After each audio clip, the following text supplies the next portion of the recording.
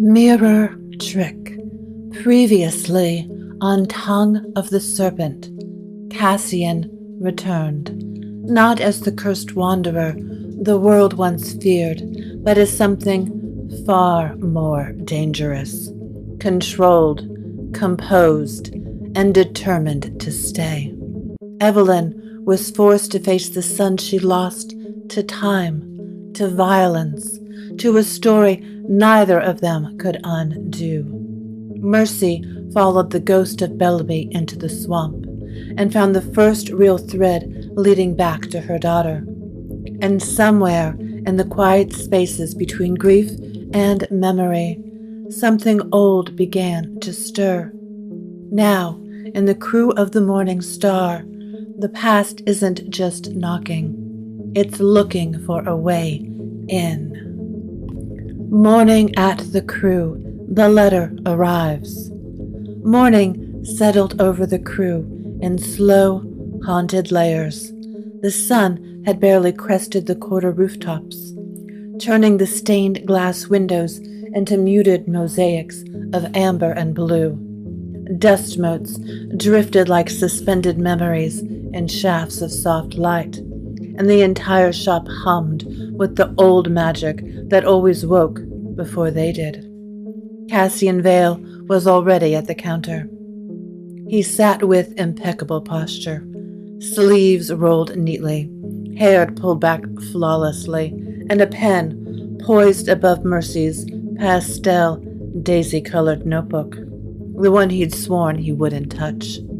His laptop lay nearby, inert and offended, as though the building had personally murdered its operating system. Cassian sighed, tapping the pen once in a thought before writing another meticulous line of notes. Evelyn entered from the back hallway, a mug of chicory coffee in hand. Her movements were quiet, deliberate, but the tension around her shoulders hadn't eased since yesterday. Not after the egg, not after Cassian. She paused at the sight of him writing. He lifted his head, offering a small nod. Good morning. Evelyn nodded back, polite but distant. Morning. She didn't linger. She rarely lingered near him yet. Cassian didn't blame her. She moved toward the front windows, adjusting a display of antique tarot decks, their edges gilt and glowing in the rising sun. She was composed, calm, but her eyes flicked to Cassian more than once, as if checking to see if he would suddenly fracture the air again, the way the egg had. She didn't have the chance to say anything more. The shop's door opened with its familiar, soft chime. Renard Blackwood slipped in, tall, lean, sharply handsome, but the usual fox-like spark in him was gone. His dark hair, normally tousled in an intentional sort of way, was messier than usual, as though he'd spent half the night pacing and running his hands through it. The stubble along his striking jaw made him look even more exhausted, and his dark eyes, normally bright, teasing, alert, were muted and unfocused. His shirt was half untucked beneath a rumpled jacket, a style that might have looked deliberate on any other day, but today felt like a warning sign. He clutched something in his hand, something he didn't seem aware he was gripping too tightly. Morning, he said, but the word came out thin and brittle. Evelyn turned fully to him. You look like you saw a ghost. Renard hesitated. Something like that. Cassian watched him carefully. His instincts, sharpened from centuries of reading danger, pricked at the edges. Renard moved to the counter, eyes flicking toward Evelyn, then away. He placed the pages down as if it burned him. Red ink gleamed on it, signed with an insignia Evelyn didn't recognize, but Cassian did. Carnival sigils, old ones. Renard caught Cassian's look and angled the pages away instinctively, but not before Cassian registered the tremor in his hand. Evelyn stepped closer, voice softer. Renard, what happened? He hesitated. His voice was tight, controlled. Too controlled. It's from Raven, he said. Evelyn frowned. Your older sister? He nodded. Cassian leaned back slightly, sensing gravity. What does she say? Renard swallowed. Doe, my little sister. She's fading. The words fell into the room like stones. He cleared his throat, eyes darting away. They need me. Something's wrong back home. Evelyn's voice softened further. What kind of wrong? Renard shook his head. Carnival wrong. Cassian stiffened. Evelyn knew that tone. Carnival wrong meant magic, sharpened to teeth. Silence flowed into the shop, heavy, ancient, unsettling, the kind that tightened the air, that warned something old had reached across miles to touch Renard's shoulder. Evelyn stepped closer. Do you have to go? The question made Renard flinch. He looked at the folded letter, then at the tarot display, then at the floor. I don't know, he whispered. But the past doesn't knock like this unless it wants something. The shop hummed low, as if listening. Cassian closed Mercy's notebook gently. Evelyn exhaled. And the day officially began, not with tea or inventory, but with the unmistakable pull of something dark and old, coming for one of their own. Renard and Evelyn, the secret ask. Evelyn found Renard in the courtyard, where gentle morning light spilled over wrought iron balconies and clung to the magnolia leaves like mist. She paused in the doorway before approaching him, her silhouette soft but unmistakably steady. Her blonde hair, loosely gathered at the nape of her neck, with wisps falling in delicate curls. Around her face caught the sunlight like pale gold. She wore a soft linen top in a muted, natural tone, the kind of effortless elegance that made her seem almost otherworldly without trying. Her eyes, wide and luminous, held both warmth and the thread of ancient grief she carried quietly everywhere she went. She stepped toward Renard, her movements gentle, almost serene. He sat on the low brick wall, circling the fountain, shoulders hunched, the folded letter held loosely in his hands. The way he stared at it made it feel heavier than paper ought to be. Renard, she said softly. He looked up, and whatever brave expression he tried for faltered in the presence of her calm concern. Hey, he breathed. She came to sit beside him, not crowding, just close enough to say she was here. The morning air stirred lightly around them, bringing the garden's green scent into the old courtyard. Something in that letter cut deep, she murmured.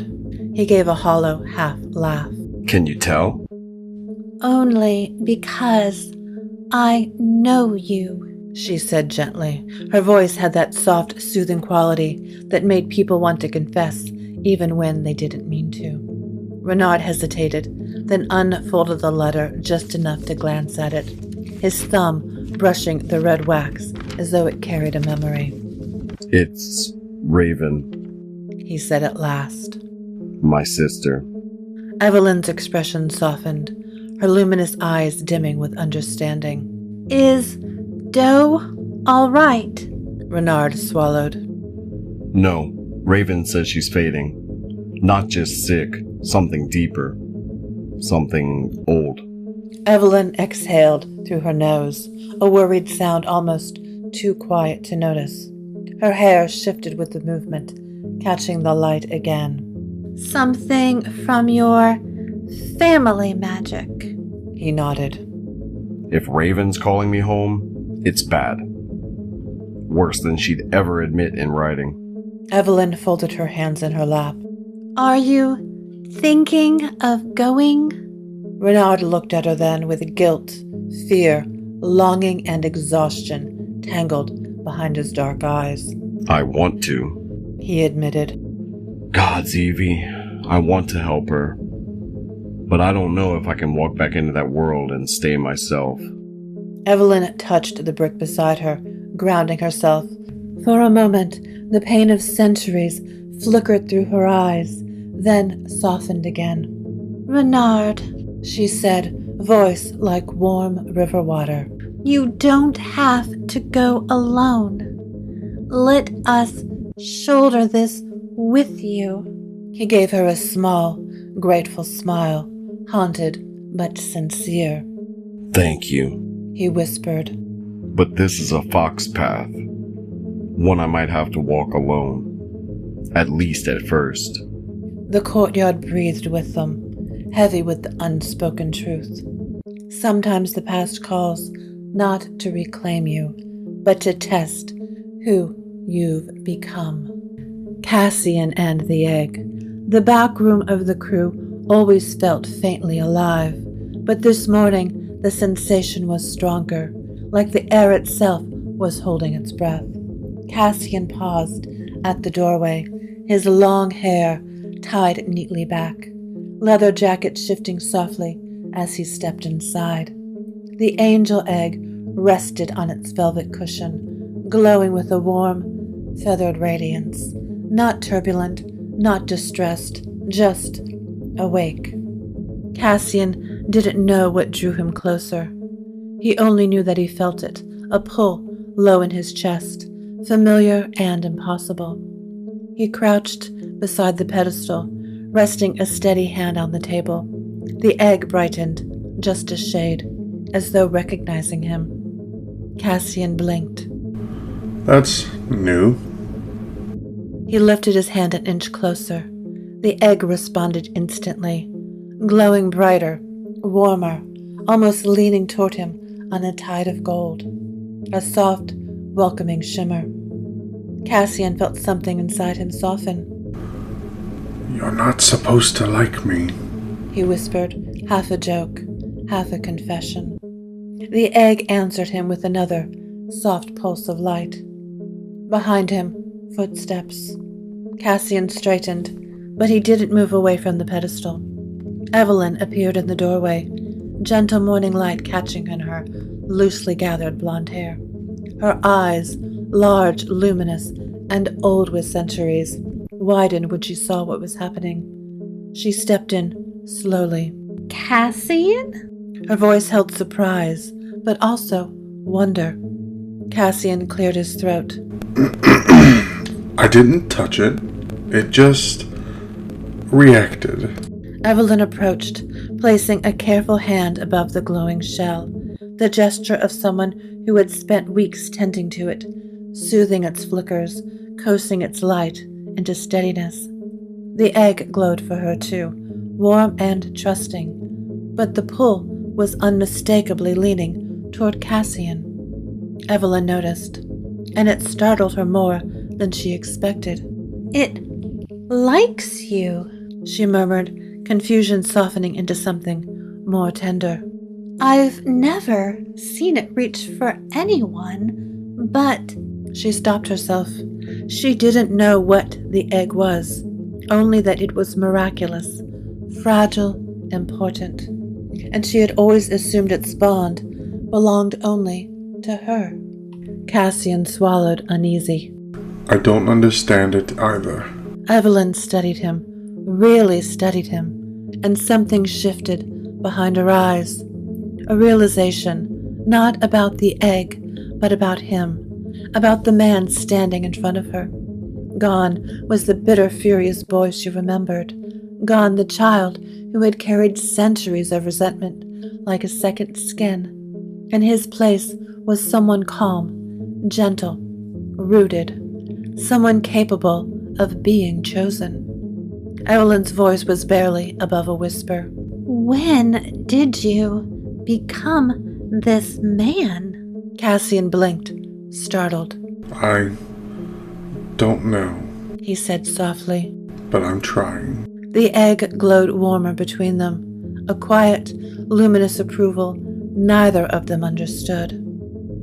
They stood together in the golden light, two silhouettes bound by something unspoken but undeniably changing. Only one being in all of creation knew the truth of that glow, and he was nowhere in sight.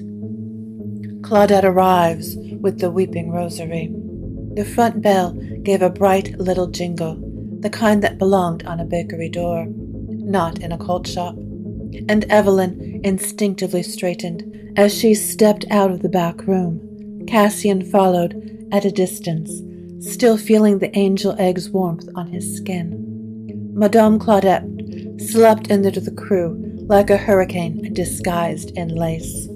Her skirts were layered, her jewelry changed like a wind chime made of old fortunes, and her scarf, a shimmering violet thing, trailed behind her like a banner announcing her own arrival. Her perfume filled the shop instantly, jasmine, myrrh, and something faintly like lightning before rain. She held a rosary in both hands, and the rosary was crying. Thick, cold drops slid from the crucifix, dripping steadily onto the floor. Each one hissed slightly against the wood, as though something ancient and unhappy clung to it. Claudette, unfazed, lifted the rosary like a misbehaving cat. "Here," she announced. "take this full thing away from me before it ruins my morning." Evelyn blinked. It's weeping. "Of course it is." Claudette snapped, tossing her curls. "One of the ex-sisters of the Purple Veil brought it last night. Said it won't stop since the owner took ill." She thrust it toward Evelyn. "I told her I don't argue with saints before my coffee, but she insisted it was urgent." Cassian stepped forward, brows raised. It drips like that constantly? "Constantly!" Claudette snapped. "Onto my table, onto my rug, onto my good lace runner. Do you know what cold holy tears do to antique fabric? Nothing good. Nothing." Evelyn took the rosary, bracing herself. The moment her fingers curled around the beads, the shop's air pressure dipped softly, dangerously. The rosary trembled. Claudette folded her arms.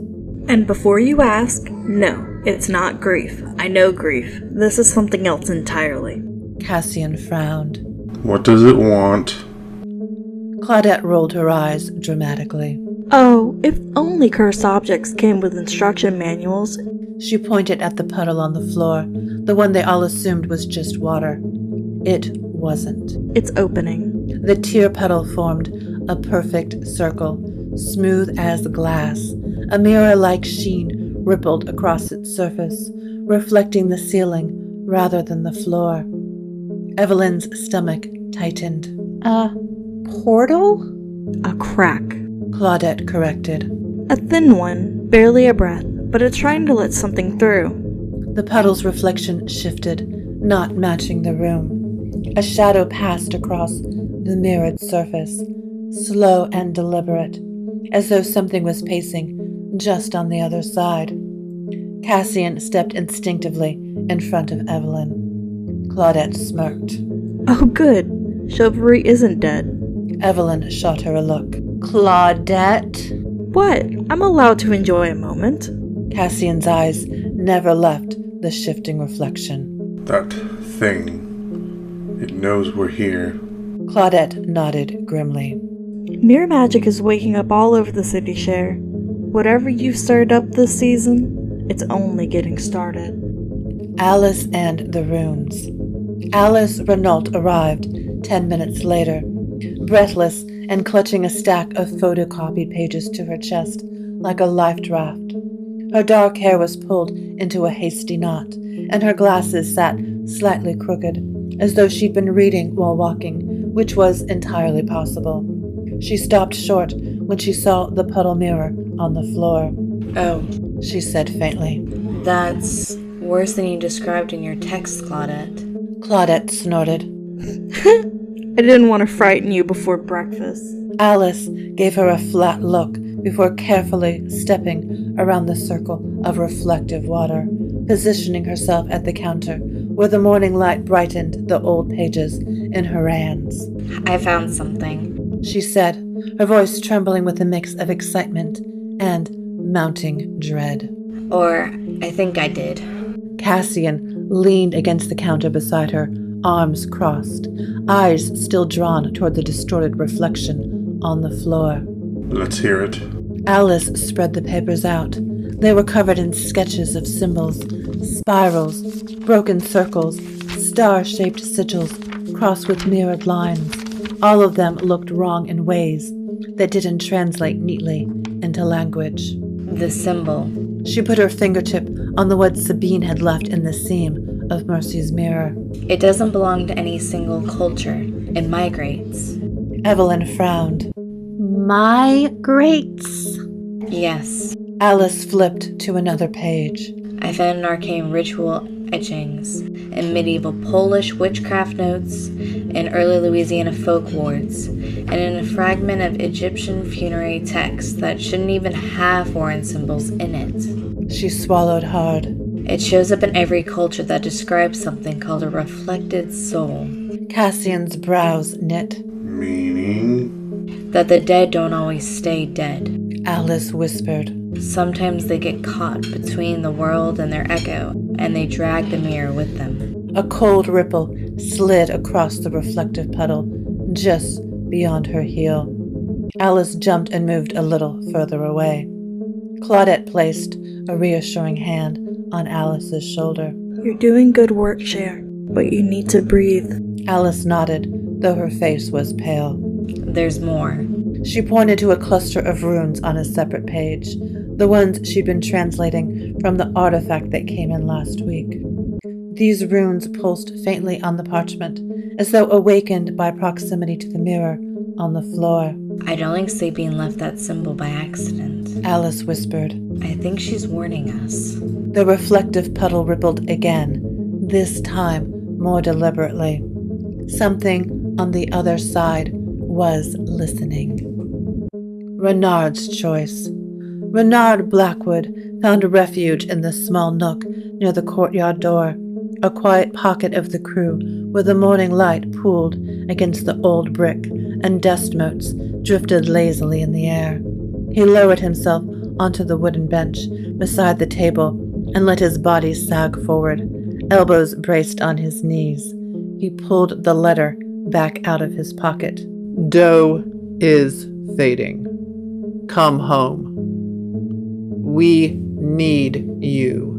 Raven's handwriting, quick, slanted, urgent, felt like a hand gripping his shoulder from 1,000 miles away. Renard exhaled shakily. He could almost hear Raven's voice through the ink. He could almost see Doe's fragile, luminous smile. And he could almost taste the old carnival magic thick in the air, the kind that wrapped around ankles and memories like invisible vines, pulling you back whether you wanted to go or not. What are you going to do? Renard jerked his head up. Lucien Devereaux stood in the doorway, arms folded, expressions soft in the way he reserved for people who were hurting, a kind of quick, steady empathy. Renard forced a weak smirk. How long were you standing there? Lucien crossed the room with measured, theatrical grace, the kind that came from spending decades in stages, back rooms, and liminal spaces. Long enough to know you're not doing your usual morning fox routine. No flirting, no clever remarks, no bragging about that new jacket you definitely can't afford. Renard let out a strangled half-laugh. Not today. Lucien's tone gentled. Raven wrote. Renard gave a tight nod and handed the letter over. Lucien skimmed it and returned it quietly, without commentary. Renard rubbed his palms against his thighs. If Raven says Doe's fading, then it's worse than I imagined. She wouldn't call me home unless she had no one else to turn to. Lucien didn't press. He never pressed, but his silence invited Renard to keep going. Renard's voice cracked a little. My family's magic, it isn't gentle. And Doe has always been delicate, too bright, too open. She was never meant for the darker parts of what we come from. Lucian lowered himself onto the bench beside him. Do you think you can help her? Renard let out a slow breath. I don't know. I want to. But the carnival, that place, it isn't just memories. It pulls at you, twists you. You go back, and it tries to make you 13 again, or 16, or whatever age it hurt you most. Lucian nodded thoughtfully. Renard closed his eyes. Exactly. For a long heartbeat, only the distant hum of the quarter filled the space between them. Then Lucian spoke, voice low and warm. You can't save someone you love by becoming someone you no longer recognize, but you can go to them as the man you are now. Renard scoffed lightly. Do you really think I've changed that much? Lucian shot him a sideways look. Renard, you've grown more in 2 years than some people manage in centuries. You care. Deeply. Even when it terrifies you. Renard swallowed, throat tight. And Lucian added gently, you're not alone anymore. Not in anything. Not in this. Renard looked at the folded letter again. He thought of Raven's face, exhausted but determined. He thought of Doe's thin smile, and God's help him. He thought briefly of the woman in the cemetery. The way her eyes met his, startled and soft. The way time hiccuped for half a heartbeat. He didn't know her name. He shouldn't be thinking about her now. But her presence lingered like a warm ember in the cold. Lucian nudged his shoulder lightly. Your family needs you, but don't forget you have a life here, too. We'll be here when you come back. Renard pressed the letter to his chest for a moment, as if absorbing strength from the words he hated and loved in equal measure. I'm going to think. He murmured. I need to think. Lucian smiled softly. Good. Thinking is better than running. Renard managed a small, trembling smile back, but they both knew. A choice had already begun taking shape in his heart, and it would lead him far from New Orleans before bringing him back again. The mirror trick. The crew of the Morning Star's front room felt tighter as the morning wore on, the air thickening as if something unseen was pressing against the walls. The puddle at the center of the floor, once merely reflective, now shone with a brightness unnatural for a shadowed interior. Evelyn stood a careful distance from it, hands folded tightly. Cassian hovered near her shoulder, every instinct alert. Claudette circled the puddle like an irritated cat, and the rosary on the table wept harder. Every tear fell with a soft hiss that raised the hairs on everyone's arms. Alice swallowed. It's expanding. Of course it's expanding. Claudette snapped, though her voice trembled beneath the bravado. Reflected souls always do. They stretch until glass breaks, and then She waved her hand dramatically. out comes whatever shouldn't be here. Cassian frowned. Shouldn't be here. Mon cher, the dead have rules, Claudette planted her hands on her hips. and this one is trying very hard to ignore them. Renard entered then, drawn by the rising tension. The moment he stepped into the room, the reflective puddle shivered, distorting the image of the ceiling in its surface. He froze. What is that? Claudette's earrings chimed as she turned toward him. Your problem, apparently. Renard raised both brows. Excuse me? I've seen mirror magic before, She said, voice unexpectedly grim. and it always reacts most strongly to the person it remembers. Renard felt something cold slide down the back of his neck. The puddle rippled again. Evelyn stepped forward.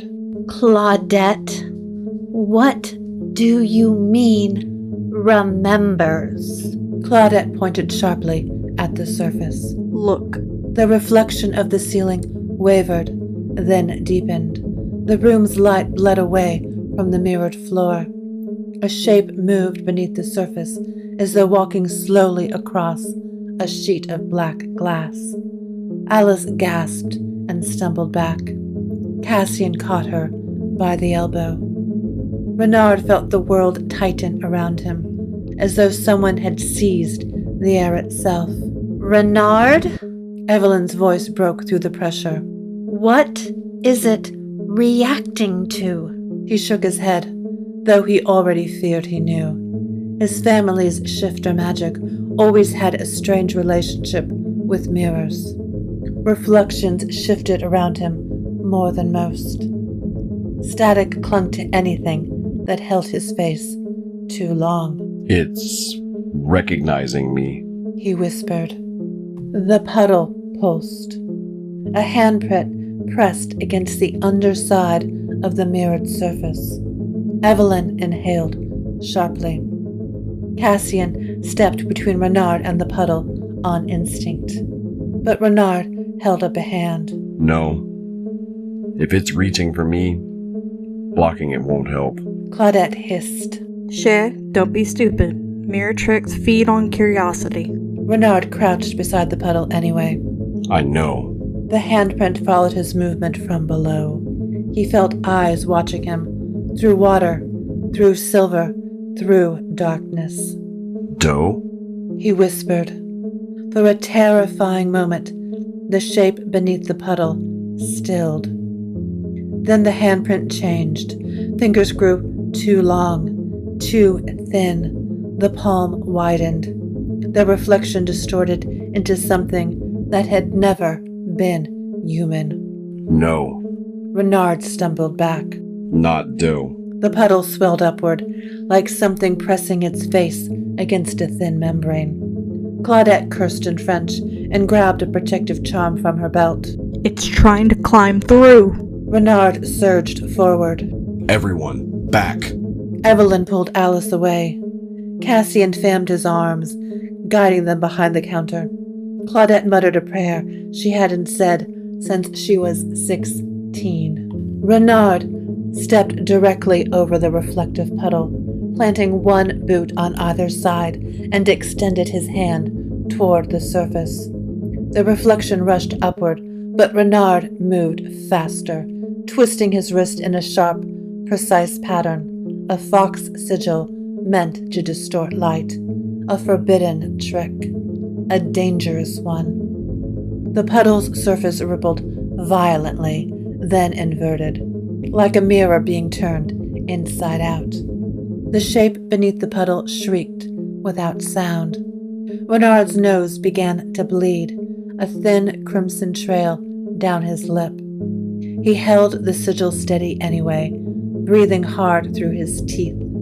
The reflection convulsed, folding in on itself. Each fold collapsed the surface further, light bending in ways that made everyone's stomach lurch.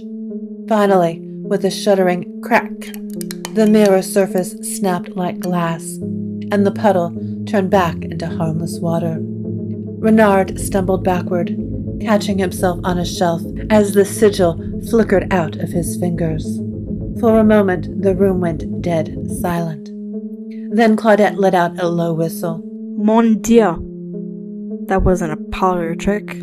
Her voice softened with a rare note of respect. It was mastery. Renard wiped the blood from his nose with the back of his hand. It was desperation. Cassian stepped forward. Are you hurt? No. Renard said honestly. But Doe might be worse. Evelyn's eyes were soft with worry. Renard. He straightened, breath shaky but determined. I have to go home. The mirror is closed. The threat is not. Whatever reached through that reflection wasn't looking for the crew. It was looking for him. Renard Blackwood has a choice: stay where it's safe, or return to the place that made him. Next time, the past doesn't wait for permission. It calls you home.